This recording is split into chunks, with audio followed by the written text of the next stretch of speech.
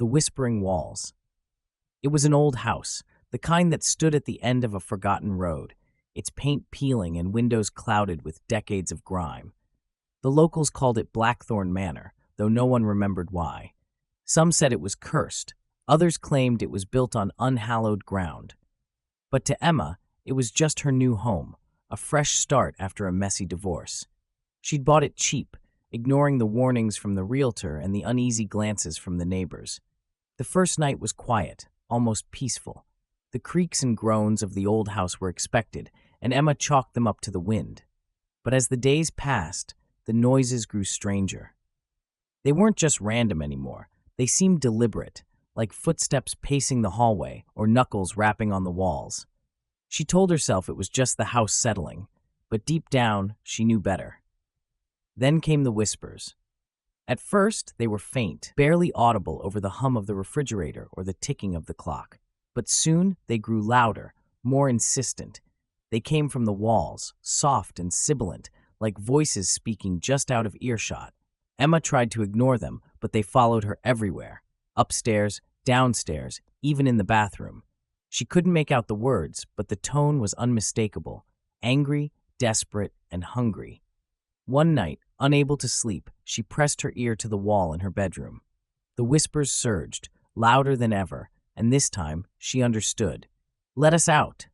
Her blood turned to ice. She stumbled back, her heart pounding. The whispers grew frantic, echoing through the room, and the walls seemed to pulse, as if something was trying to break through. Emma fled to the living room, where she spent the rest of the night huddled on the couch, clutching a flashlight and a kitchen knife. The next morning, she called a contractor. She needed answers, and if that meant tearing down the walls, so be it.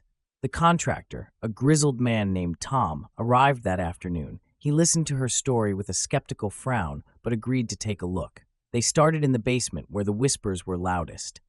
Tom pried open a section of the wall, and the smell hit them first. Rotten, cloying, and unmistakably human.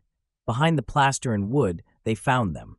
Bones, dozens of them, tangled together in a grotesque nest. Some were old, yellowed with age. Others were fresh, still clinging to scraps of flesh.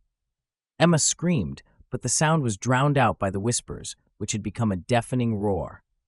The walls trembled, and the air grew thick with the stench of decay. Tom dropped his tools and bolted up the stairs, but Emma couldn't move. She was frozen, staring at the bones as they began to shift and rattle, as if something was trying to piece them back together. The last thing she saw before the darkness took her was a hand, skeletal and dripping with black ooze, reaching out from the wall. When Emma woke, she was in the hospital. Tom had called the police, who found her unconscious in the basement. The bones were real, they said, and the house was being investigated. But Emma knew the truth. The whispers hadn't stopped. They followed her, even now scratching at the edges of her mind. "Let us out."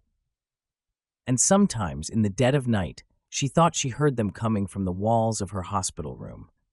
By Michael Obailu.